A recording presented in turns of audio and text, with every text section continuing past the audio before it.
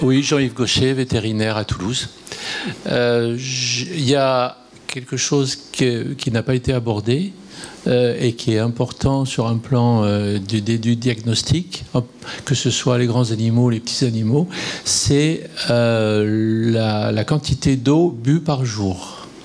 Bon, sans parler de médecine là maintenant, simplement sur cette prise de données.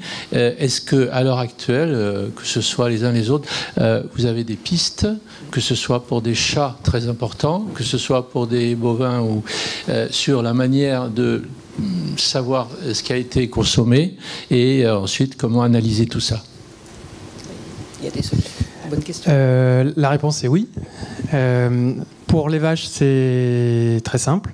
C'est que c'est un bolus. Un bolus, c'est comme un gros cigare, en fait, qu'on fait avaler à la vache. La vache ne peut pas le vomir, puisque comme elle rumine, ça tourne en permanence. Ça a une durée de vie de 2 ans, 3 ans, et ça prend la température, et ça prend le pH du rumen. Donc l'avantage, c'est quand on prend la température, on prend de l'eau, la température chute et on sait l'eau on sait le nombre de fréquentations qu'elle va avoir à l'abreuvoir. Elles ont une puce RFID et donc on peut connecter le réservoir, la puce RFID, savoir quelle quantité elle a consommé. Donc on sait quand elle y a été et on sait quelle quantité d'eau elle a consommé. À 1 litre près. Moins que ça. Parce que l'avantage c'est que le lait c'est de l'eau, donc plus elle va boire et plus il y aura de lait. Alors ça existe aussi. Et ça existe en fait avec un système qui permet pour les gens qui ont plusieurs chats d'avoir une identification du chat qui boit. Donc en fait c'est une fontaine qui permet de mesurer la quantité qui est bue.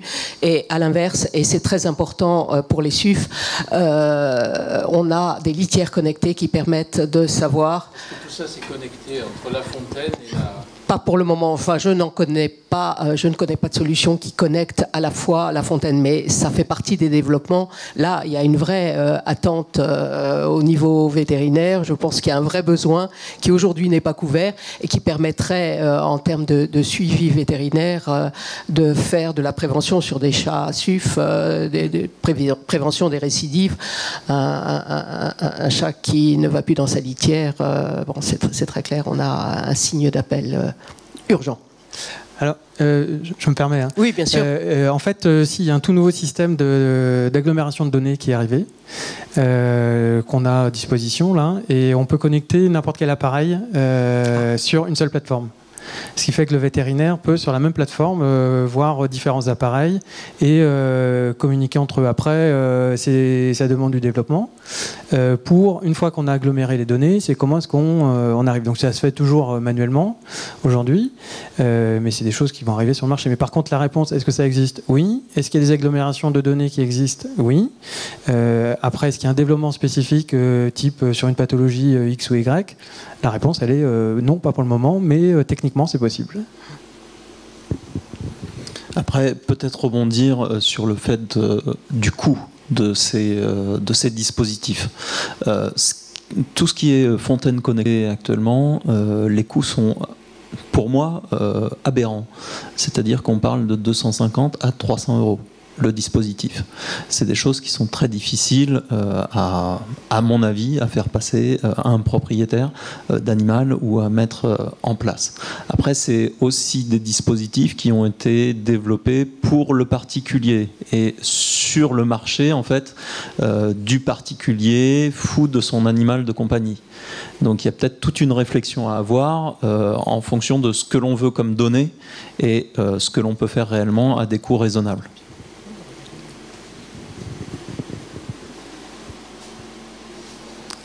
On peut parler peut-être des coûts.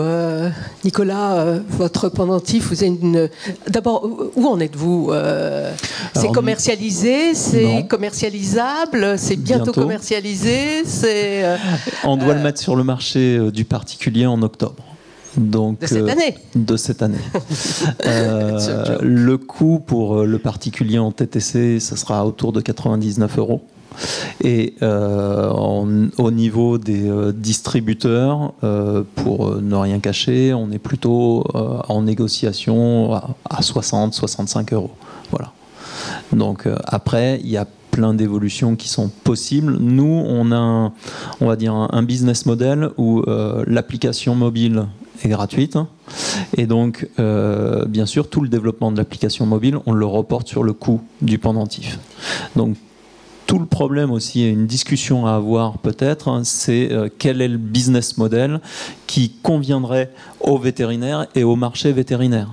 C'est-à-dire que, pour moi, il est aberrant de demander à un vétérinaire de vendre un dispositif connecté. Et tout est inventé sur de quelle façon le vétérinaire peut proposer un dispositif connecté à un propriétaire d'un animal malade. Jean-Louis, je pense que c'est une discussion que vous avez déjà eue avec vos adhérents. Mais on a une question, pardon. Géraldine Ayot, vétérinaire et responsable de la partie matérielle d'un distributeur vétérinaire. Et justement, vous disiez que pour vous, c'était aberrant pour un vétérinaire de vendre un dispositif connecté, mais ils le font déjà. Donc, qu'est-ce qui vous pose problème dans la démarche ? Le problème dans la démarche, c'est que pour moi, le vétérinaire, il n'est pas formé à la vente et il est là pour donner du conseil. Il est là pour faire son métier de vétérinaire. Moi, je dirais que je suis pas bien placé pour parler du vétérinaire, mais je fais le parallèle dans mon métier de chercheur. Mon métier de chercheur, j'ai eu toute ma formation de scientifique pour faire de la recherche. Au quotidien, c'est 20 à 30% de mon temps. Voilà. Donc demander à un vétérinaire de la même façon d'utiliser toute sa formation pour vendre du matériel, pour moi c'est aberrant. Il faudrait replacer vraiment le métier du vétérinaire là où il est, et l'objet connecté devrait lui permettre d'améliorer en fait sa prise de décision, de lui donner de l'information en fait pour prendre sa décision, mais ne pas vendre un objet connecté. Voilà. Alors, je me permets de répondre parce que c'est une des questions que posent beaucoup de vétérinaires quand ils viennent me voir, en disant comment est-ce que tu penses qu'on peut vendre nos appareils ? Je pense que le vétérinaire aujourd'hui, il a l'avantage de pouvoir mettre en place un système de service par rapport à un médecin, parce que le médecin ne peut pas facturer ce système de service, alors que le vétérinaire va pouvoir. Le monde vétérinaire va être en recherche de nouveaux leviers de croissance, donc ça peut faire partie des leviers de croissance. Si le vétérinaire vend l'appareil et n'a pas de suivi à côté, donc s'il fait une vente sèche, entre guillemets, ça va se passer un peu ce qui se passe en santé humaine, c'est-à-dire qu'on va l'utiliser pendant 8 jours, puis après on va le mettre de côté. Et en fait, les premiers appareils qui ont été vendus aux États-Unis, les colliers connectés, les gens achetaient le collier, souvent pour des personnes qui partaient en déplacement, qui soit mettaient leur animal entre les mains d'une autre personne, soit parce qu'il y avait une pathologie derrière. Et le problème qu'ils retrouvaient, c'était mais j'ai pas de professionnel de santé derrière. Donc faire juste la vente, je pense qu'ils sont capables de le vendre, il n'y a pas de problème. Par contre, des appareils comme ça, on peut aussi les acheter chez Darty. Alors pourquoi les vendre pourquoi les acheter chez mon vétérinaire ? Alors que s'il y a un système de service associé derrière, il y a une confiance qui se fait entre le propriétaire et le vétérinaire qui va être puissance 100 000, et le vétérinaire ne fera pas forcément une vente sèche, mais pourra avoir utilisé en fait les capteurs en eux-mêmes pour faire une offre de service à côté. Ouais, je ne pensais pas non plus effectivement à la vente sèche. Et puisque l'idée, c'est justement de garder le vétérinaire au cœur du dispositif, il y a vraiment le développement du conseil au comptoir. On est vraiment dans une démarche bien-être. Et votre collier, on pourra en parler, mais en termes de potentiel, au-delà de l'alimentation, il y a vraiment énormément de champs médicaux qu'on pourrait balayer avec ça. Et le vétérinaire est tout à fait légitime pour en faire un dispositif de santé à part entière, de la même façon qu'il va pouvoir parler d'un glucomètre. Ou, voilà. Pour moi, ça s'inscrit véritablement dans la même démarche. Et je me dis, si je vais l'acheter chez Darty, comment je fais après pour remettre mon professionnel de santé au cœur d'un dispositif qu'il ne m'aura pas fourni ? Voilà, en plus il y a des systèmes où on pourrait envisager même des systèmes de location. Enfin, il y a vraiment beaucoup de choses à créer. Donc voilà. Ne bannissez pas le vétérinaire de votre système de promotion et de vente même. Quand je vous disais que ça ressemble beaucoup à la e-santé humaine, moi qui interviens beaucoup auprès des pharmaciens d'officine et qui veulent aussi vendre ça, alors en plus eux ont un autre danger, je leur dis si vous vendez du plastique, j'en connais un, il s'appelle Michel-Édouard Leclerc, il n'attendra pas 2 secondes pour dire s'ils peuvent vendre du plastique, je dois pouvoir vendre des médicaments aussi. Encore une fois, le professionnel de santé, il n'est pas là pour vendre du plastique, il est là pour vendre des solutions de santé, il est là pour se positionner, comme vous le disiez, en professionnel de santé et faire en sorte qu'il y ait une vraie valeur ajoutée au dispositif qu'il mettra dans une solution qu'il offrira pour l'animal ou l'utilisateur par ailleurs. Allez-y. Non, je voudrais juste appuyer votre analyse. Je crois que le vétérinaire est habitué à concilier son rôle de médecin et son rôle de commerçant. C'est le cas pour le médicament. Alors, bien entendu, ça suppose de l'éthique et je dirais probablement une autre éthique que celle qui est construite aujourd'hui. C'est-à-dire que le code de déontologie de la profession vétérinaire est là pour rattraper peut-être 1% de la profession qui ne se conduirait pas bien. Mais il ne répond pas aux questions quotidiennes que l'on vient d'évoquer là, qui est l'éthique, entre guillemets, des affaires. Et donc, je crois que la responsabilité des vétérinaires, c'est de la construire, cette éthique. C'est la condition de la confiance. Et en effet, je vous soutiens tout à fait dans votre analyse, c'est une chance énorme de la santé animale par rapport à la santé végétale d'avoir un interlocuteur extrêmement bien formé, qui se forme tout au long de sa vie. On a des structures d'organisation professionnelle qui sont articulées sur la formation continue. C'est une chance, mais les questions qui viennent d'être posées nécessitent un accompagnement, je pense, et c'est à la profession de construire ses réponses. Nous, on a essayé dans l'industrie depuis 20 ans de le faire au niveau de l'industrie, mais le vétérinaire doit les construire pour qu'il y ait un continuum. Et finalement, le continuum qu'il y a dans la déontologie sur le médicament, il faudra que les fabricants de dispositifs médicaux et les vétérinaires aient le même continuum. Et que les dispositifs qui seront conseillés, peut-être pas prescrits, mais conseillés, soient adaptés à la clientèle, parce que les clients sont très différents, les besoins sont très différents. Donc je pense que le vétérinaire, par rapport à Darty, a cet avantage de pouvoir... D'abord, il sait, il a de la compétence, il va pouvoir s'adapter et construire en effet un modèle économique, mais je dis tout de suite un modèle économique et déontologique qui donne confiance. Et je crois que ça, c'est un manque, parce qu'aujourd'hui, ce qu'on appelle la déontologie vétérinaire est là pour rattraper, je dirais, des infractions majeures sur l'éthique. Je pense qu'il y a des questions pratiques qui doivent être abordées très tôt pour donner confiance et accompagner l'innovation concrètement sur le terrain. Et donc, je pense qu'il ne faut pas opposer la pratique vétérinaire et le commerce. C'est tout à fait compatible, de même qu'on peut très bien imaginer la même démarche au niveau des pharmaciens. Et c'est peut-être ce qui fera la séparation avec Leclerc. Alors, j'ai une autre question là. Oui, enfin, Jean-Louis a déjà bien répondu. Non, moi je voulais justement rebondir là-dessus. Il va falloir aussi énormément changer le système de fonctionnement clinique vétérinaire et les objets connectés vont les pousser. On parlait des databases, effectivement aujourd'hui l'objet connecté pour un animal de compagnie c'est le gadget parce que le vétérinaire n'a jamais voulu derrière intégrer les bases de données et donc l'analyse de ces données. Les mettre dans la clinique, ça signifie changer le logiciel de clinique qui aujourd'hui, quel qu'il soit, ne peut pas le faire. C'est, comme dirait Jean-Louis tout à l'heure, effectivement, à ce qu'il y ait les structures vétérinaires, je pense surtout alors aux syndicats,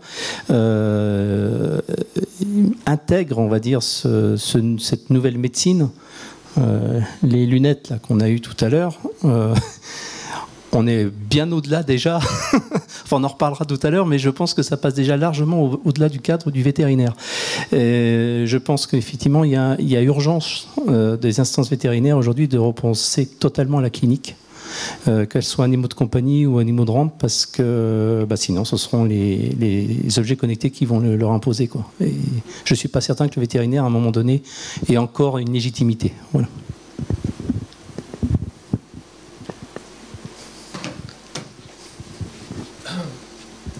revenir sur le fait que les vétérinaires sont au carrefour de tout un tas de données et justement de manière de rebondir et d'agir sur l'animal. À l'âge d'1 mois et demi, chaque chien, chaque chat est à un moment très particulier où on va lui implanter une puce électronique, c'est-à-dire qu'il va être identifié. C'est un acte vétérinaire que seuls les vétérinaires peuvent faire, puisque c'est un acte quasi chirurgical. Et c'est le moment ou jamais d'introduire avec la puce électronique des capteurs qui, eux, vont accompagner l'animal toute sa vie. Alors, est-ce que parmi vous, vous avez, parce que pour l'instant ça n'existe pas, la puce électronique est idiote. C'est une plaque d'immatriculation comme une voiture. Elle ne donne rien du tout. Par contre, c'est un Eldorado de données qu'on peut mettre en place. Donc, quelles sont vos réponses ? Je dirais qu'il y a un problème technique à la puce électronique. La puce électronique, pour l'instant, elle n'a pas d'énergie à l'intérieur. Vous activez la puce électronique avec le lecteur qui fournit l'énergie nécessaire à renvoyer le code. Actuellement, tous les objets connectés ont besoin d'une source d'énergie. Alors vous allez me répondre, ouais, mais il y a d'énormes progrès qui sont faits dans les composants permettant de fournir de l'énergie. C'est vrai. On s'y est intéressé dans notre cas en se disant si seulement on pouvait s'affranchir d'une pile, ça serait génial. Et comme on est sur des petits, on a essayé de miniaturiser à l'extrême, on s'est dit ouais, ça serait très intéressant. Le problème, c'est où est-ce que vous le mettez? Si vous le mettez en fait à une patte de l'animal, il va avoir assez d'énergie effectivement pour faire fonctionner un dispositif émettant de la radio. Si vous le mettez au niveau du cou de l'animal ou en sous-cutané, il n'aura jamais assez d'énergie pour faire fonctionner un dispositif radio. Mais là, il y a des choix techniques. Soit, effectivement, il faut recevoir, et c'est le vétérinaire qui va recevoir les infos, ou alors, effectivement, on est dans la connexion où tout le monde peut recevoir. Mais même si c'est que le vétérinaire qui reçoit les infos, le problème est l'alimentation. Lorsque vous avez une puce RFID, l'énergie nécessaire à renvoyer juste le code, il est très faible. Là, quand vous avez 2000 données à renvoyer, c'est pas la même énergie. Donc ça, c'est une limite actuellement technique. Vous pouvez vous dire, ouais, mais on multiplie, après ça multiplie la taille, la dimension des capteurs. Et c'est pour ça qu'il y a un certain nombre de capteurs qui sont utilisés chez l'animal de rente, qui ne sont pas disponibles en fait chez l'animal de compagnie. Alors, en fait, la puce électronique, elle est autorisée sur les animaux de compagnie, en implantable, hein, et interdite en animal d'élevage, pour les animaux d'élevage, parce qu'on peut retrouver la puce dans la chaîne alimentaire, en fait. Donc c'est pour ça que c'est interdit. C'est pour ça que les vaches, c'est des boucles. La puce est dans la boucle, elle n'est pas en sous-cutanée. Je mettrai un petit bémol quand même. Il y a deux sujets, en fait, dans la question. Le premier, c'est si je mets la puce, est-ce que ça peut interagir avec d'autres appareils? En fait, la puce, voilà, parce que la puce, c'est la carte vitale, en fait. Hein. Il y a une identification propre à l'animal, on peut l'identifier grâce à sa puce. Il va chez n'importe quel vétérinaire, il va savoir que il s'appelle Kiki, que la propriétaire c'est Madame Michu, et ainsi de suite. Ça, on le sait. On peut même, à partir du moment où on a cette identité propre à l'animal, je dirais qu'on peut, n'importe quel capteur peut prendre l'identité, et après, par rapport à l'identité qu'il a prise, la repousser sur n'importe quel dispositif. Donc ça, c'est la première question. Est-ce que le vétérinaire peut faire ça? Bah oui, puisque c'est son métier, de pouvoir faire l'identification et l'acte. Il n'y a que lui qui peut le faire, de toute manière. Par contre, c'est une fois qu'on a mis la puce, est-ce que le vétérinaire va pouvoir avoir les données? Bah pas forcément, parce que les données, en fait, appartiennent à celui qui va faire le capteur. Donc ça ne veut pas dire que le vétérinaire aura accès à la donnée. C'est vous, le concepteur, qui le gérez.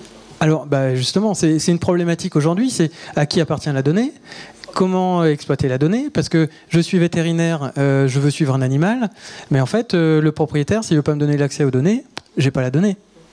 Si moi je mets, je sais pas, 300, 400 plus par an, est-ce que je vais pouvoir suivre mes 300, 400 animaux derrière et tous les ans, ça fait 1000, 2000, 3000, 4000 animaux. Le bolus digestif que vous gérez actuellement, c'est la même problématique? Alors, non, en fait, le bolus, c'est une autre société qui le fait. En fait, c'est complètement différent parce que celui qui va être intéressé par la donnée, c'est l'éleveur. Donc lui, il fait juste avaler la démarche et c'est fini, quoi. Le collier qui se met sur les vaches ou le capteur, il va avoir la donnée brute. Après, celui qui a créé le capteur, qui a les algorithmes, qui a créé les algorithmes et qui a les bases, lui après, il en fait ce qu'il en veut. On ne sait pas ce qu'il en fait. Et il est propriétaire de la donnée aujourd'hui. Moyennant quoi, ça peut fonctionner. Ah mais c'est possible, c'est possible. Ça c'est tout à fait possible. Alors la différence c'est qu'il y a des animaux qu'on ne pourra pas monitorer comme ça. La volaille, on ne va pas mettre une puce à chaque volaille, quoi. Ça c'est pas possible. Mais aujourd'hui on peut, la gamelle connectée, identification à la puce, la trappe qui s'ouvre de la maison avec l'identification de la puce, ça c'est possible, ça existe déjà. Mais donc techniquement, c'est possible. Par contre, est-ce qu'une puce va pouvoir dire la glycémie? Est-ce qu'une puce va pouvoir dire la fréquence cardiaque? Ce que tu voulais dire, je pense. Ça, c'est pas possible parce qu'il n'y a pas suffisamment d'énergie dans la puce. Et on ne pourra pas prendre la température avec une puce. Enfin, on pourra la prendre, mais c'est tellement sous la peau que... Est-ce que c'est parce que l'animal est couché qu'on a une variation de température, parce qu'il y a un rayon de soleil dessus? On pourra avoir des variations, mais l'avoir la réelle température de l'animal, c'est plus compliqué. Merci Jean-Luc. Je rebondis sur la puce. Il y a les chevaux qui sont pucés aussi, donc qui sont identifiés. On en a peu parlé, vous l'avez un peu évoqué, on en a un peu parlé. Chez le cheval, c'est essentiellement du suivi de la performance. On a une jeune start-upeuse qui est au fond de la salle et qui est en train de mettre au point un dispositif justement pour le suivi de la performance du cheval. Je vais lui donner la parole pendant quelques minutes pour qu'elle nous dise où elle en est et puis surtout qu'elle nous fasse part des difficultés d'aujourd'hui d'une jeune start-upeuse. Vous avez quel âge, Amandine? Voilà. Je vous donne le micro. Racontez-nous un petit peu, parlez-nous de votre solution et dites-nous où vous en êtes.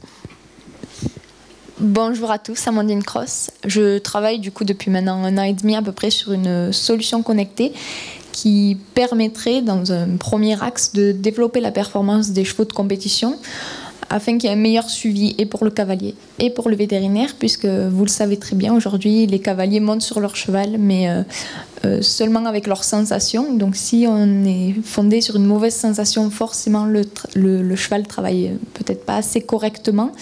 Et du coup on a un deuxième axe qui découle assez rapidement, bien sûr, c'est la santé et la prévention, puisque qui dit préparation physique du cheval à la compétition dit forcément risque de blessure. Et du coup, par l'intermédiaire d'objets connectés et justement de capteurs de suivi et physiologique et de déplacement, on va donner des algorithmes qui sont facilités et qui permettent au cavalier d'avoir accès à une information qui est complexe dans son langage, mais aussi à des vétérinaires qui suivent les chevaux concernés, d'avoir accès à des informations qui sont un peu plus brutes, notamment au niveau de l'électrocardiogramme, et ainsi il va pouvoir plus facilement détecter s'il y a un problème au niveau du cheval, si le cavalier doit pousser un peu plus l'entraînement de son cheval pour qu'il soit meilleur pour la compétition, et ainsi pour éviter une éventuelle blessure. Notamment, on a tout ce qui est tendinite, etc. au niveau des chevaux qui sont liés principalement à de la fatigue musculaire liée à un surentraînement. Et du coup, entendu, on peut adapter notre entraînement avec soit en le poussant un petit peu plus au vu d'une échéance prochaine, notamment par exemple les Jeux de Rio qui sont cet été, ou ralentir un petit peu parce qu'on voit que notre cheval, suite à la séance de la veille, a peut-être mal récupéré de cette séance-là, et du coup, plutôt que de faire une séance où on va encore lui demander un peu plus, au contraire, on va essayer de l'étirer un petit peu pour essayer de mieux digérer cette séance de la veille. Voilà. Vous pouvez nous dire où vous en êtes, le nom de votre start-up? Ah oui, tout à fait. Alors, la start-up s'appelle Performance. Aujourd'hui, on est en cours de prototypage, puisque forcément, comme vous le disiez en début de conférence, les capteurs qui s'appliquent chez les humains ne fonctionnent pas forcément chez le cheval. Et du coup, il y a un vrai travail d'adaptation là-dessus. Et aussi pour permettre, puisqu'aujourd'hui, il existe déjà des capteurs ECG, mais qui ne sont pas au point pour les chevaux, puisqu'ils ont un système cardiaque qui est légèrement différent du nôtre. Et du coup, pour être réellement très précis, notamment au niveau des courses d'endurance où on travaille sur ce rythme cardiaque et où il faut être précis à un battement minute près. On est obligé d'avoir une mesure très précise et donc on travaille réellement sur ce point-là pour avoir une précision la plus importante possible. Merci. Ça nous semblait important d'évoquer les questions des startups. On sait qu'à l'université, depuis longtemps, on donne une grande part aux startups et l'innovation en santé vient aussi grâce à ça. Et ça peut être aussi un débouché parfois pour des startups qui seraient en santé humaine. Et on le voit en discutant avec les uns et les autres, c'est parfois long d'arriver à trouver les débouchés, d'arriver à finaliser les clients, à lever les fonds. Et c'est vrai que parfois, une solution adaptée à l'humain peut aussi se dupliquer sur la e-santé animale ou peut-être inversement, mais en tout cas, il y a sûrement des passerelles qui peuvent se faire, des complémentarités qui sont possibles. Et voilà, en tout cas, je voulais dire aux start-upers, réfléchissez. Peut-être que votre carnet de santé peut servir à un carnet de suivi du cheval ou de la vaccination d'un animal, ou peut-être que votre objet connecté pourrait être, dans certaines situations, dupliqué pour une solution animale. Alors, c'est une autre expertise. Peut-être qu'il faut, dans ce cas-là, contacter des vétérinaires, contacter des gens qui sont spécialisés là-dedans, mais en tout cas, n'hésitez pas. C'est vrai que start-upper, ça nécessite parfois de jamais rien lâcher, comme dirait un de mes amis entrepreneurs. Donc voilà, lâchez rien et puis cherchez des débouchés. L'e-santé animale, on l'a vu à travers les chiffres tout à l'heure, est un marché important avec des débouchés qui sont parfois plus simples, même si à vous écouter, je vois des questions qui surgissent, qui sont très très proches sur la propriété des données, sur l'accessibilité d'un certain nombre de choses. Est-ce que, je vais jeter un pavé dans la mare, là, je jette, on le jette en e-santé humaine aussi, mais une médecine sans médecin, est-ce qu'on va vers un monde vétérinaire sans vétérinaire? Parce que certains d'entre vous l'ont un peu évoqué, en disant finalement, l'éleveur peut peut-être tout seul gérer un certain nombre de choses. Est-ce que c'est ça aussi l'enjeu demain? Ou quelle place ça peut donner aux vétérinaires? Je vous invite à répondre à chacun là-dessus. On a commencé à y réfléchir. Je pense qu'en santé humaine, ça se réfléchit aussi. C'est encore trop tôt pour parler de santé vétérinaire ou humaine sans médecin ou sans vétérinaire. Mais garder en tête de ce qui se fait dans le développement de l'intelligence artificielle. Voilà. Je vais être plus catégorique. À mon avis, il ne pourra pas y avoir de santé vétérinaire sans vétérinaire, même au-delà de sécurité sanitaire sans vétérinaire. Parce qu'il faut qu'il y ait un moment, qu'il y ait un arbitre, entre guillemets, déjà rien que sur la sécurité sanitaire, disent est-ce que c'est les bonnes pratiques, c'est pas les bonnes pratiques, est-ce qu'il y a un alerteur, parce qu'il joue ce rôle aujourd'hui dans les abattoirs, hein, est-ce que c'est bon ou c'est pas bon, c'est bien le vétérinaire qui décide aujourd'hui avec une accréditation, ainsi de suite, donc le vétérinaire a toujours sa place. Où je mets un démol un peu plus important, c'est que dans le système Indus aujourd'hui, le vétérinaire a beaucoup moins sa place qu'il avait auparavant. Dire que les systèmes sont tellement intégrés qu'on va les appeler, mais c'est vraiment des super pompiers qui vont arriver, quoi. Il y a déjà les algorithmes qui sont en place, les structures ont mis en place des choses très importantes, surtout sur la prévention. Ce qui fait que on les sollicite un peu moins qu'ils étaient sollicités auparavant, mais ils auront toujours leur place. Et pour revenir sur la discussion tout à l'heure sur les startups, les 3/4 des personnes à qui je travaille, ce sont des startups qui sont dans la santé humaine et qui veulent faire une preuve de concept en santé vétérinaire. Enfin, qui veulent utiliser leur preuve de concept et commencer à travailler en vétérinaire. Alors moi, effectivement, j'aimerais bien que les vétérinaires et les médecins restent, parce que sinon, je risque d'avoir des problèmes de vente. Non, effectivement, je rejoins Jean-Luc Chambrin sur ce sujet-là. On ne pourra jamais se passer de vétérinaire ou de médecin. Ça reste les détenteurs du savoir presque. Et je voulais également féliciter mademoiselle pour son initiative et sa création d'objets. Je suis moi-même propriétaire de chevaux et j'ai fait beaucoup de compétitions et j'aurais bien aimé avoir ce dispositif pour suivre la santé de mes chevaux et pas uniquement me fier à mes sensations. Moi, je trouve que c'est très stimulant, tout ce que j'ai entendu. Et d'abord, on voit bien qu'on est dans une rupture. Il y a un avant et un après. Et je crois qu'il y a d'abord, pour le vétérinaire, ce que j'appellerais l'excellence opérationnelle. C'est-à-dire que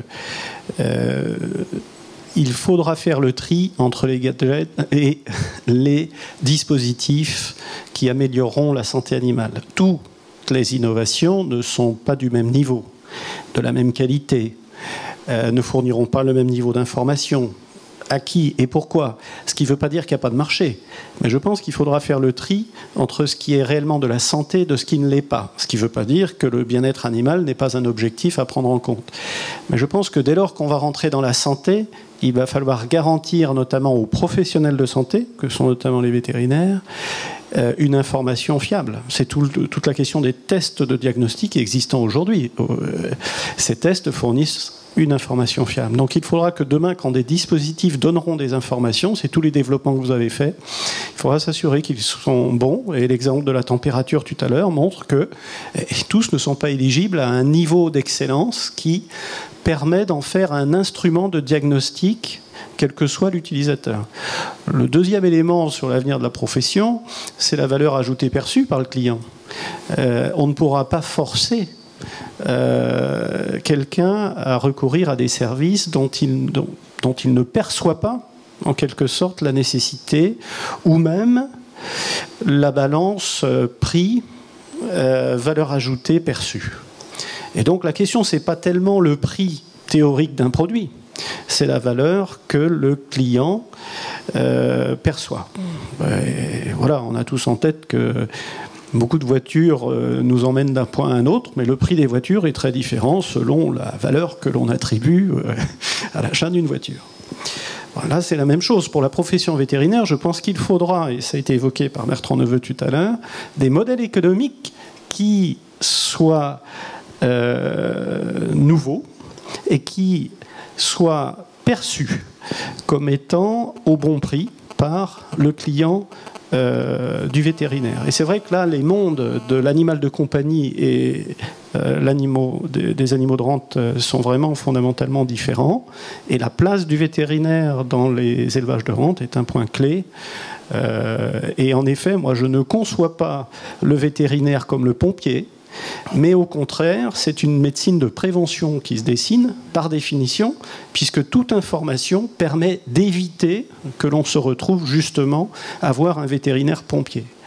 Et donc je pense que cette mutation, cette rupture qui va faire du vétérinaire celui qui prévient plutôt que celui qui intervient en curatif, ça a un impact pour nous, fabricants de médicaments, puisque on va pouvoir, je dirais, légitimer le médicament. Aujourd'hui, la critique, c'est il y a peut-être trop de médicaments. Et plus on va développer l'information, notamment du vétérinaire, moins on sera dans cette situation de critique, justifiée ou non, d'une surprescription de médicaments. Donc je pense que tout le monde est dans cette affaire pour peu que le vétérinaire trouve bien son modèle économique. Est-ce que, à vous écouter depuis tout à l'heure, on l'a vu, les besoins en protéines nobles vont augmenter. On va vers une population de 10 milliards d'individus prochainement. L'OMS a tiré la sonnette d'alarme en disant qu'en 2050, on mourrait beaucoup plus de l'antibiorésistance que du cancer. Et on sait que c'est une problématique. Est-ce qu'en allant vers la médecine de précision, est-ce que vers la prévention vétérinaire, on n'est pas en train de sauver l'humanité, tout simplement? Est-ce que c'est l'enjeu qui est aujourd'hui en jeu, justement? Bon, Bernard Valal l'a très bien résumé. D'abord, si on regarde la situation en France, les volumes d'antibiotiques ont été divisés par 2. La résistance diminue dans le domaine vétérinaire, au point que ni les plans en humain ni en phytosanitaire n'ont atteint des résultats de cet ordre. Donc il faut féliciter les filières, les vétérinaires, les acteurs de l'élevage de ce résultat. Alors maintenant, il l'a expliqué, c'est le concept d'une santé, un monde. On est tributaire de ce qui se passe aux États-Unis, il l'a expliqué. On est tributaire de ce qui se passe en Chine, et notamment de la pollution de l'écosystème par des types d'élevage. Et quand Bernard Valla dit aux États-Unis un éleveur peut s'approvisionner en antibiotiques, c'est pas la situation en France ni en Europe. Lorsque l'on dit que dans certains pays il y a des antibiotiques utilisés comme facteurs de croissance, c'est interdit en Europe depuis 10 ans. Et donc ça ne veut pas dire qu'il n'y a rien à faire. Et qu'en effet, cette médecine de précision va encore continuer de réduire l'utilisation, la prescription d'antibiotiques. Mais c'est vrai que les enjeux sont avant tout dans des pays dans lesquels on constate un retard de prise de conscience, de bonnes pratiques. Et je vois simplement en France le développement de bonnes pratiques vétérinaires, filière par filière, antibiotique par antibiotique pratiquement. Donc on est plutôt en France aujourd'hui dans une situation très avancée, plutôt comme modèle. Et si on regarde les pays d'Europe qui ont le plus diminué la quantité d'antibiotiques, bien on a la France et les Pays-Bas. Pour autant, si on veut aller au bout de la logique, il nous faut aller vers plus de communication sur la prévention. La moitié de notre recherche et développement est sur les vaccins. Et aujourd'hui, nous ne pouvons pas communiquer à des professionnels que sont les éleveurs sur nos vaccins. Donc il faut aussi pas mal de cohérence dans les politiques publiques, parce que là, on est en train de développer un plan qui s'appelle Vaccinacteur, au moment où on nous interdit de parler de nos innovations en vaccins.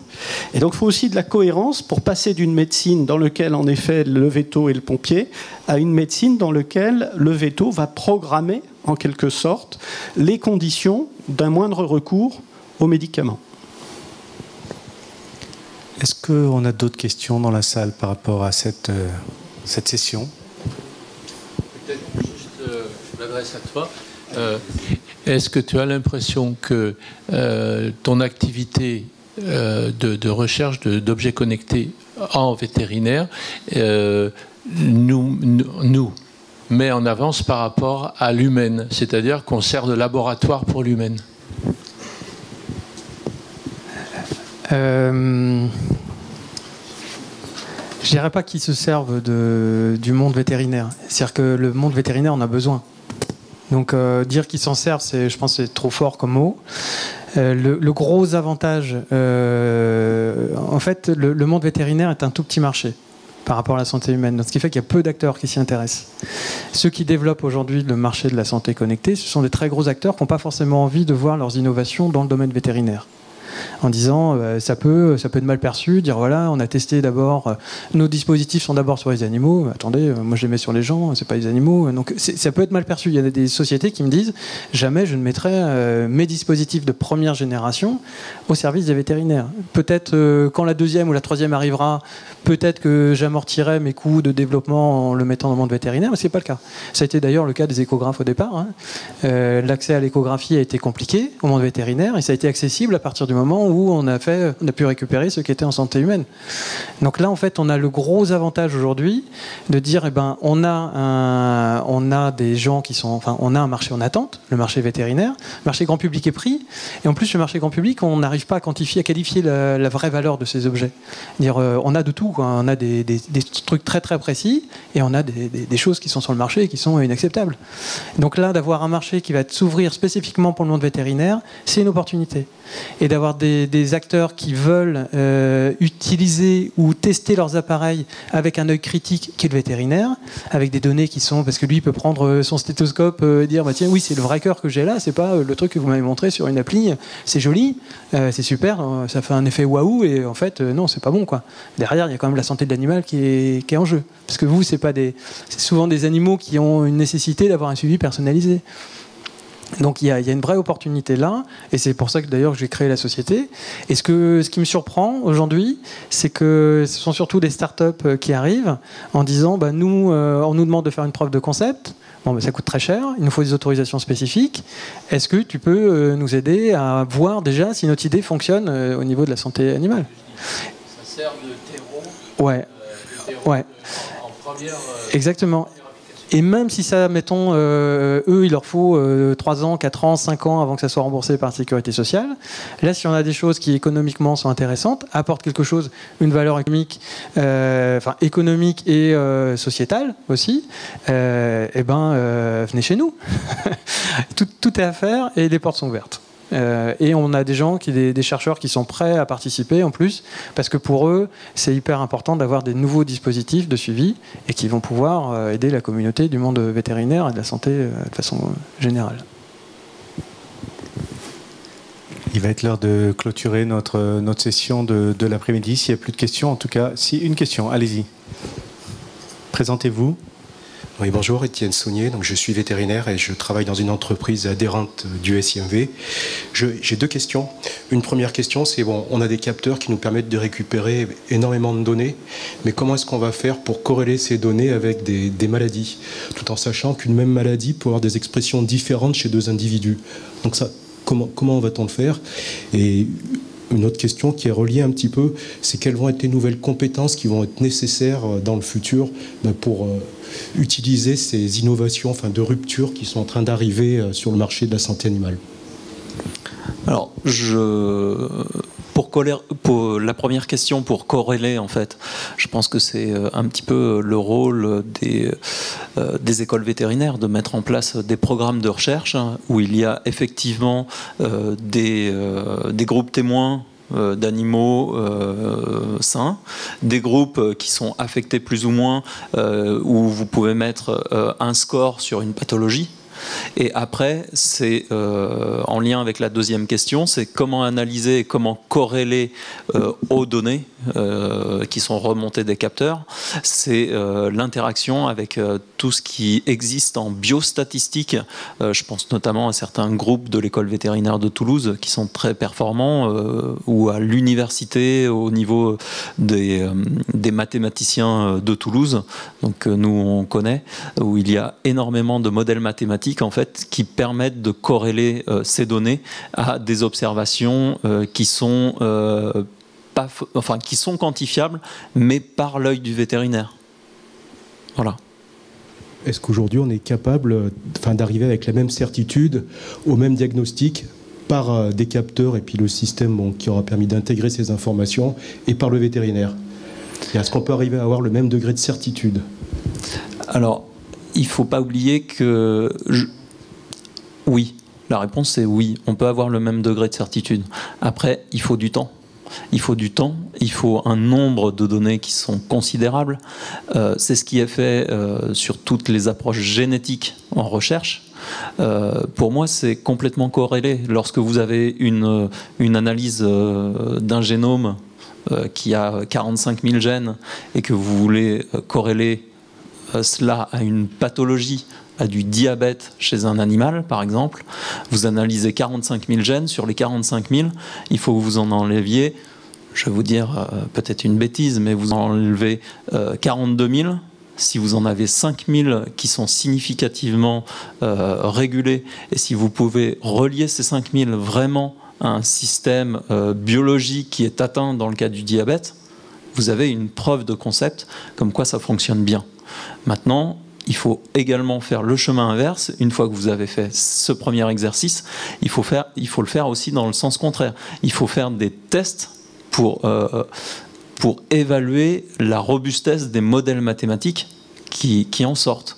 Et ça, c'est tout ce que font les mathématiciens actuellement, tout ce que font les biostatisticiens, c'est qu'ils créent des modèles mathématiques, des modèles statistiques pour faire des corrélations, mais ils créent aussi tous les protocoles de test pour démontrer que c'est viable ou que ce n'est pas viable.